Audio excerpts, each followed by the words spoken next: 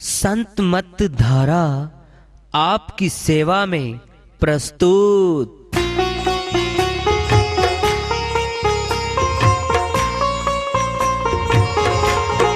जो चाहता है प्रभु प्यारा वो आओ संत मत धारा।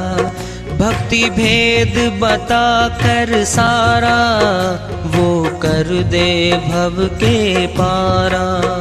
जो चाहता है प्रभु प्यारा वो आओ संत मत धारा। भक्ति भेद बता कर सारा वो कर दे भव के पारा। जो चाहता है प्रभु प्यारा।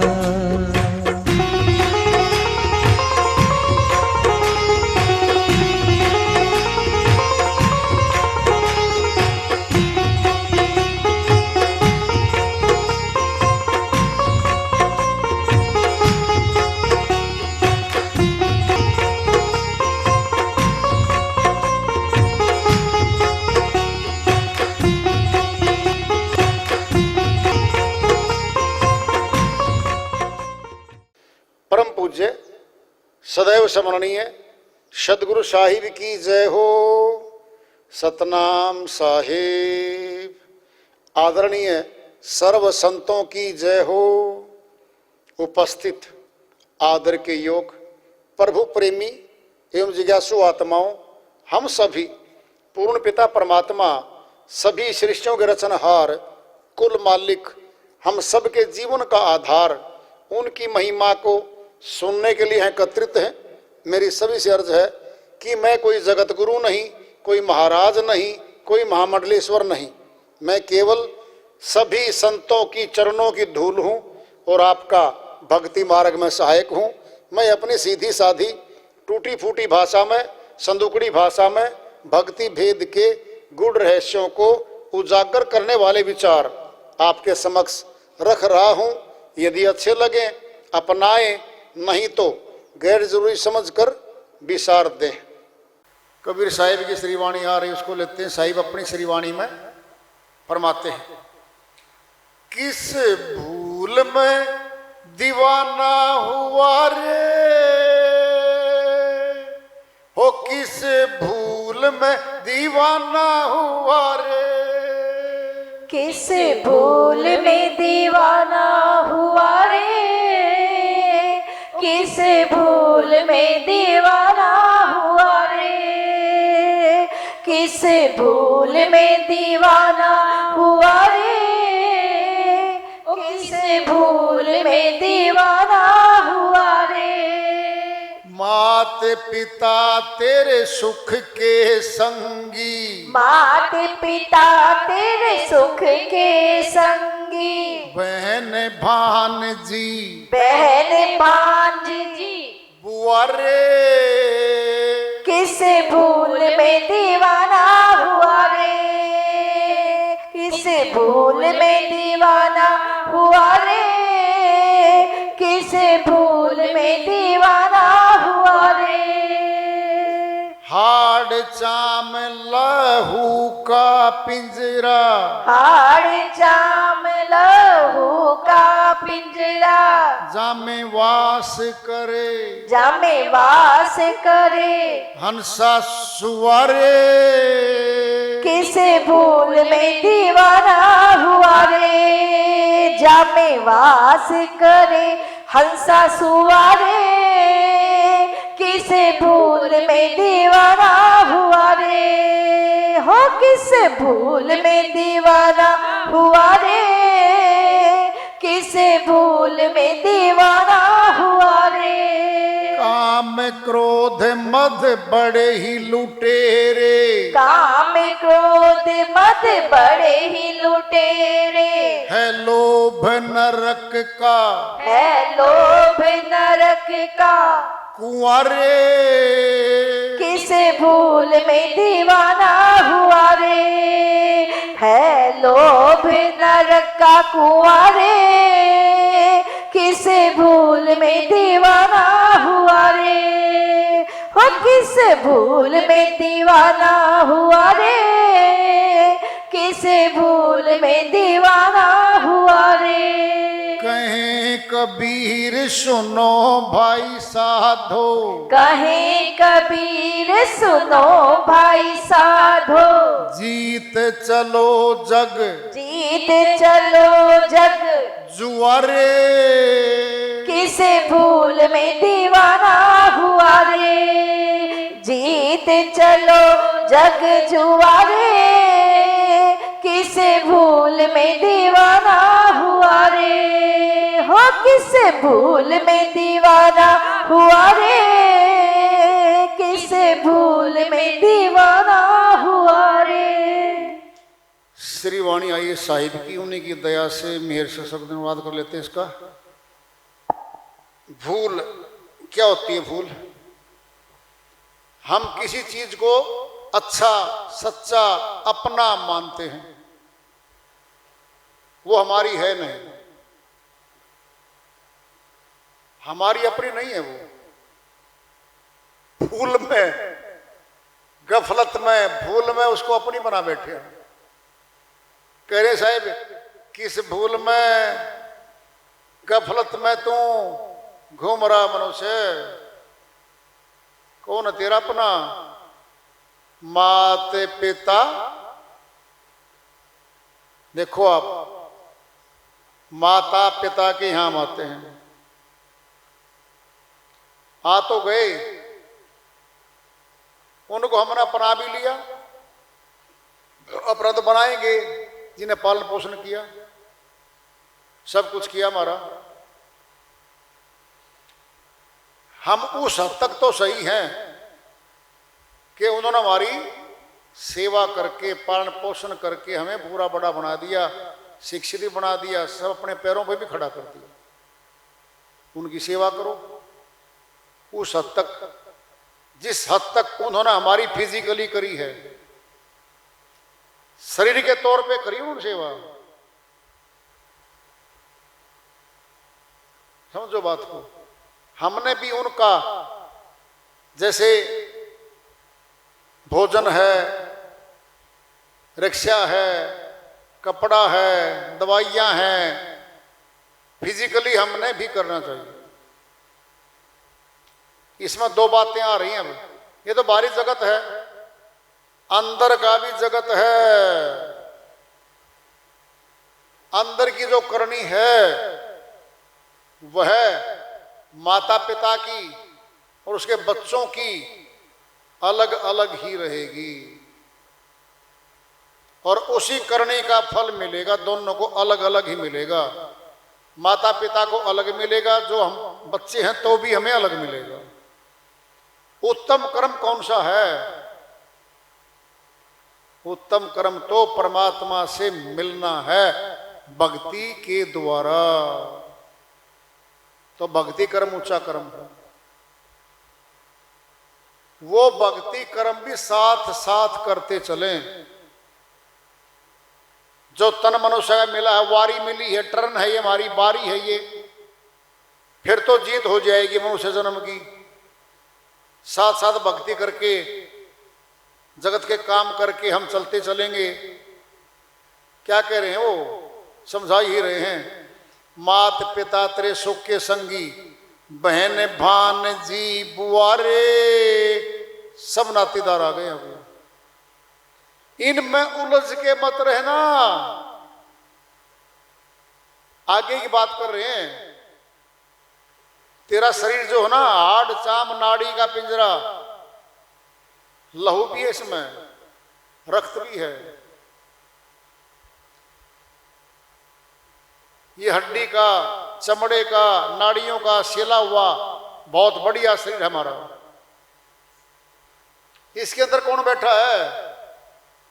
ये बाहर से सुंदर दिख रहा है, फर्स्ट क्लास, जामे वास करे हंसा सुवारे।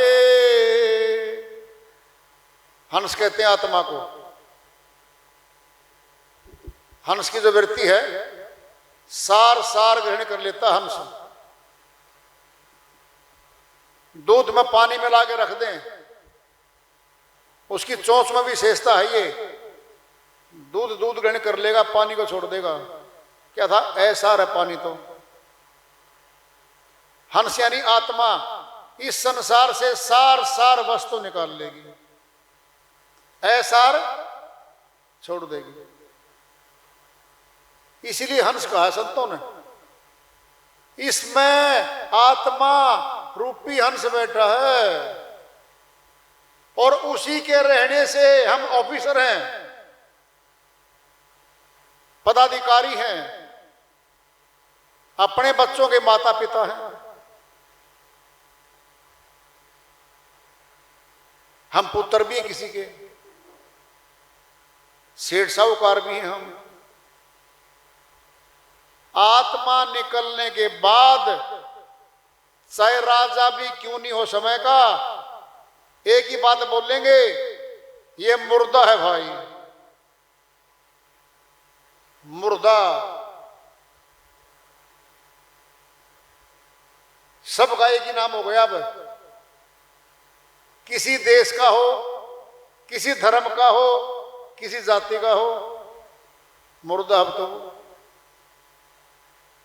अशुद्ध हो गया वो, अपवित्र हो गया वो। पवित्र आत्मा थी, वो निकल गई। पवित्र आत्मा निकलने के बाद ये शरीर अपवित्र। जो भी हाथ लगाता है, बड़े कहते हैं बुजुर्ग, हाथ धो के आना। क्यों? अशुद्ध हो गया। कोई जवाब दे दे, मेरे अंदर तो आत्मा है, मैं क्यों अशुद्ध होऊंगा? बोले क्यों धोऊंगा? वो धो जो अशुद्ध पड़ा, मैं तो शुद्ध हूं। मेरी आत्मा तो मेरे अंदर बैठी है। पहले यहां तक था नहा के आओ,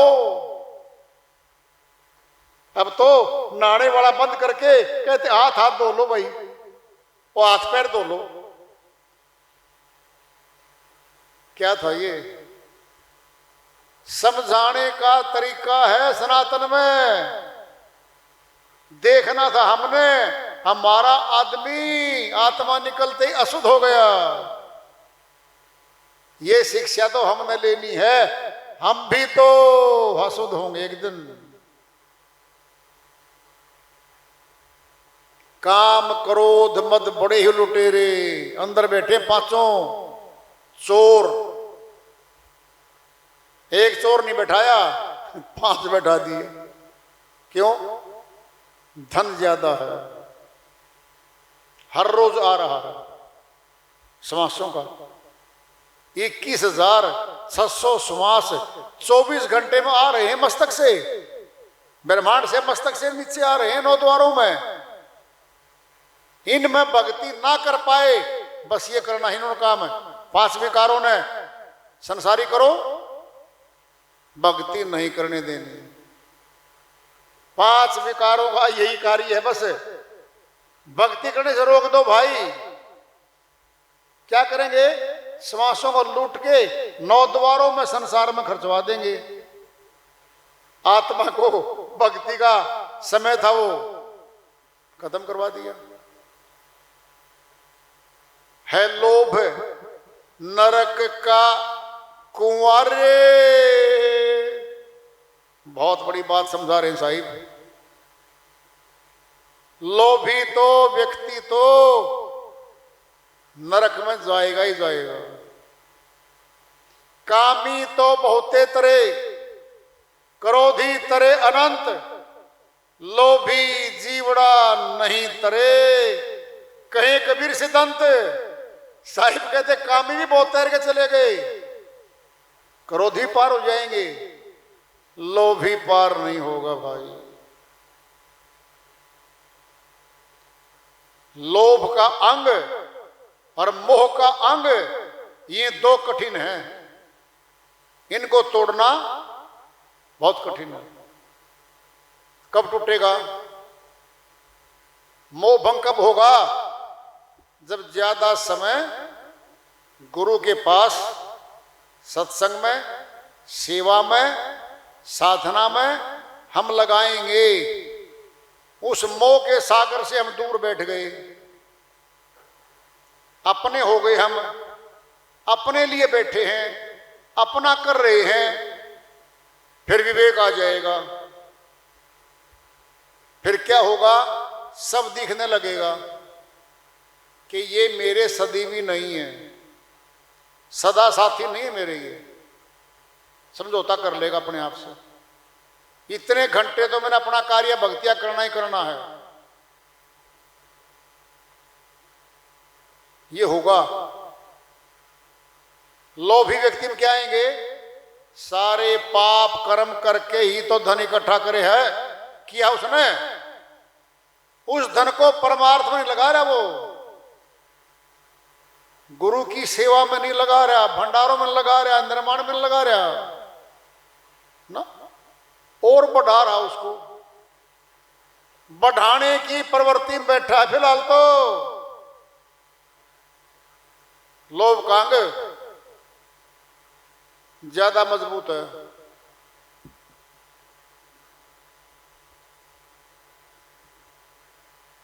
कठिन वाणी है ये। लोभी जीवड़ा नहीं तरे, वो तैर नहीं सकता।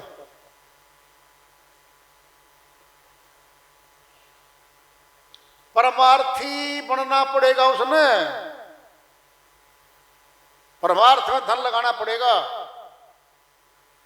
तो लोभ का अंग टूटेगा।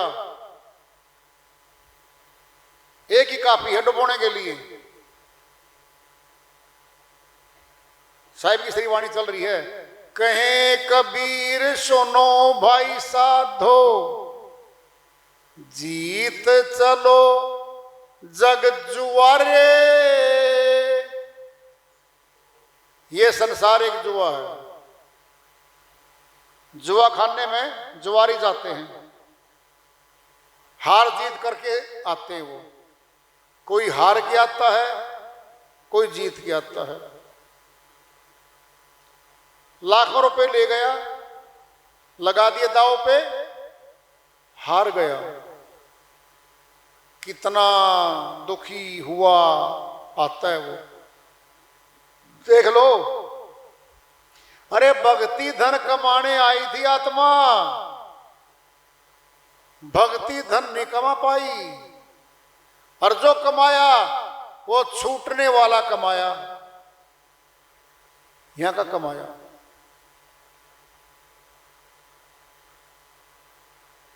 दुनिया और इसके रिश्ते अधूरे हैं, इनकी दोस्ती भी अधूरी है।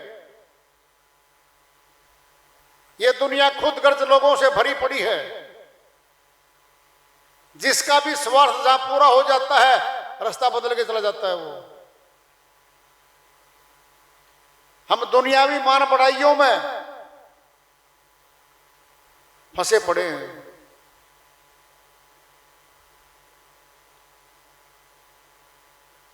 दुनियादारों से बचो, एकांत का कोना ढूंढ लो, अपने लिए जीत हासिल करने के लिए भक्ति करो। व्यक्तियों, समुदायों, कौमों, मजहबों, मुल्कों के ऊंचे ऊंचे राजनीतिक पद हमारे मन को आकर्षित करते हैं, और उन्हीं में राज सत्ता हासिल करने के लिए, चौधरी बनने के लिए, मान बढ़ाई हासिल करने के लिए सारा समय वहां लगा देते हैं हम। हार जाते हैं हम। फिर कौन देगा सम आगे? ये माता पिता तो दिया नहीं, वो सिफारिश करके फिर दिवा देंगे, मतलब ही नहीं पड़ता, वो खुद लाइन में लगे खड़े हैं। ये तो अभी है भाई, ये तो अभी।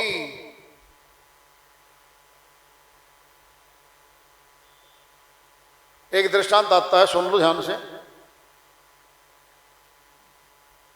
महाभारत युद्ध में कौरव सारे मारे गए थे, योद्धा मारे गए थे, पांडवों की जीत हो गई थी, विजय हो गई थी और राज्य इनके हाथ में आ गया था। युधिष्ठिर को जब सोता था कटे हुए सिर दिखते थे, खून का मैदान दिखता था सपने में, रात को भी बेचैन होगा, नींद आनी बंद हो गई। श्री कृष्ण भगवान को बुलवाया, ऐसे ऐसे हो रहा है, मुझे निंद्रा नहीं आती, सब खून का मैदान दिखता मेरे सामने। श्री कृष्ण भगवान बोले, भाई असौमेघ ये कर ले, भंडारा कर, सारे साधुओं का, ब्राह्मणों का, ऋषि मुनियों का, जनता जनार्दन का, सभी को बुला, भंडारा कर और ऊपर घंटा बांध दूंगा मैं, 5 बार घंटा बजेगा तो तेरा यज्ञ सफल होगा, नहीं तो सफल नहीं होगा। होगी बात, घंटा टांग दिया ऊपर, न्योता दिया जा रहा है। न्योता देते देते एक साइड का जो बांटा आया था, भीम का बांटा आया था, काशीपुरी के पास सौपच, नाम सुदर्शन भी है, सौपच भी, सुपच भी कहते हैं उसको, वो कबीर साहिब का शिष्य था, उसके पास वो गया भीम जी, ऐसे ऐसे मेरा भाई असौमेघ ये कर रहा है, भंडारा है, वहां अपना आना है। तो उसने बोल दिया, कहता है भाई तेरे भाई को कह दे ऐसे ऐसे 1 करोड़ यज्ञों का फल मुझे देवे तो मैं आऊं, नहीं तो नहीं आऊं। भीम बोला, सोचा ये तो भाई अधम है, सिंपल सा झोपड़ी में पड़े है। कहता ना ना फिर क्या दिक्कत है, तेरे बिना हमारा भंडारा नहीं होगा। कह के चला गया भाई, ये वो भंडारा हो गया और घंटा नहीं बजा। सारे पांडव, द्रौपदी सारे इकट्ठे हो गए, बोले हे श्री कृष्ण भगवान वो तो नहीं बजा। कहता कोई संत रह गया भाई, भोजन वो करता तो घंटा बजता, ये तो सारा है सफल हो गया। उसको भीम को बुलवाया, भीम ने बता दी बात, ऐसे से एक झोपड़ी में है, हमारे भी एक ही नहीं भंडारा हो रहा, कहता 1 करोड़ उसका भंडारा दे दे पुण्य। श्री कृष्ण भगवान बोले भाई वही है, उसको बुलाओ। तो बुलाने जब गया तो उसने वहां बात कही थी भीम को, सुपच भी कहते, सौपच भी कहते, सुदर्शन भी कहते उनको। वो बोले भाई भीम सुन ले बात, राजा वेश्या जाति शिकारी, महाअकर्मी विषय विकारी, इनके घर भोजन जो पावे, पुण्य अक्षीण होवे नरक ही जावे। 16 दोष रहे इन संगा, निकट जाए होवे मति भंगा। ताते 3 से कहो तुम जाई, हम नहीं भोजन करेंगे भाई। ये बोल दी, जा बोलते जा करके, मैं नहीं करूंगा तुम्हारे भोजन। फिर आ गए सारे, बता दे श्री भगवान ने ऐसे ऐसे बोल दिए। एक वाणी बोली थी सुने द्रौपदी ने, अब नंगे पैर गए वो, श्रद्धा भाव दिखाई, हाथ जोड़ के बोले कि जी आप चलो भोजन करना आपने, ऐसे ऐसे। कहता भाई 1 करोड़ यज्ञों का फल दे दो। तो वाणी बोली, संत मिलन को चालिए तज मायाभिमान, जो जो पग आगे धरे कोटि यज्ञ समान। ये वाणी बोल दी भाई। अब देख लो जी, ये सुपत जी महाराज कितने कदम रखे हम राम की तरफ, कितने करोड़ यज्ञों का पुण्य तुमको शिक्षा दी है किसी ने, पहचान गए श्री कृष्ण भगवान ने ये कहा ऐसे ऐसे बोल के जाना है। वो आ गए तो भोजन किया, फिर घंटा बजा, फिर वाणी आती है सुपच भगत भोजन कियो, बजो घंटा झनकार, ऋषि मुनि साधु सब चौदिशी करे जय जयकार। सौपच ने भोजन किया, तब घंटा बजा था, का स्मारक में पर टंगा हुआ था। ये भक्तों की खूब भी विशेषता देखो, उनके भोजन करने से सफल हुआ यज्ञ। भक्ति करते थे वो साहिब की, और सुनना है सुन लो। जब अमर लोग जाने की बारी आई, हाथ जोड़ के साहिब से बोले, हे साहिब मेरे माता पिता को पार कर दियो। कहता है भाई किसके माता पिता कौन, क्या बात कर रहा सोपत? नहीं जी मेरे माता पिता को पार कर दियो। वचन दिया था वहां पे साहिब ने वचन दिया था, 3 जन्म लगो 4 जन्म लगो कितने जन्म लगो मैं पार कर दूंगा, चाहे मैंने अपने माता पिता बनाने पड़ो। ये वचन दे दिया था। वचन में सुन लो क्या हुआ फिर। नरहर पिता का नाम था, लक्ष्मी माता का नाम था सुपचवाड़ी का। उस समय वो शरीर त्याग गए थे। अगले जन्म में फिर वो ब्राह्मण कुल में आए। महेश्वरी माता कहलाई, कुलपति पिता कहलाया, और वो सूर्य देवता की पूजा करती थी, अर्चना करती थी, और पुत्र था नहीं, झोली करके पुत्र मांगती थी सूर्य भगवान से। साहिब छोटा बच्चा बन के उसी झोली में आ गए। वो बड़े खुश हुए भाई। वो गरीब थे, एक सिक्का सोने का बिछोने के नीचे दबा दे साहिब, उन्हें मिल गया, और धीरे धीरे भाई धनवान हो गए। साहिब ने उन दोनों को शब्द भेद बताया, बच्चा समझ गए, उन्हें विश्वास ही नहीं किया, फिर रह गए वो, फिर अगले जन्म में चले गए। फिर उदा बनी और साहू, फिर ऐसे ही हुआ। किसी तालाब में साहिब कमल के फूल पे आ गए थे। उदा बोली इसको लूंगी, बच्चा बहुत सुंदर है। साहू बोला बिल्कुल नहीं लेना। वो उठा ले आई उसको, घर आ गए, उसको डांट पिलाई, वापिस फेंक किया इसको उसी तालाब में। जैसे चलने लगी अंतर ध्यान हो गई साहिब, वो जन्म भी गया इनका। फिर आगे जन्म नीरू और नीमा, जो कबीर साहब के पिता कहलाए। नीरू नीमा के वहां साहिब आए, वो भी पार नहीं हुए थे, विश्वास नहीं कर पाए थे पुत्र पे, पुत्रवत रहे ना। फिर अगला जन्म फिर मिला, मथुरा में आए, वहां उनको दिया। उन्होंने विश्वास करके उस कार्य को किया जो साहिब ने बताया था। 4 जन्म लगे पार होने में, और सत्यलोक में जब पहुंचे, सुकृत उन्हीं का नाम रखा था, सुकृत।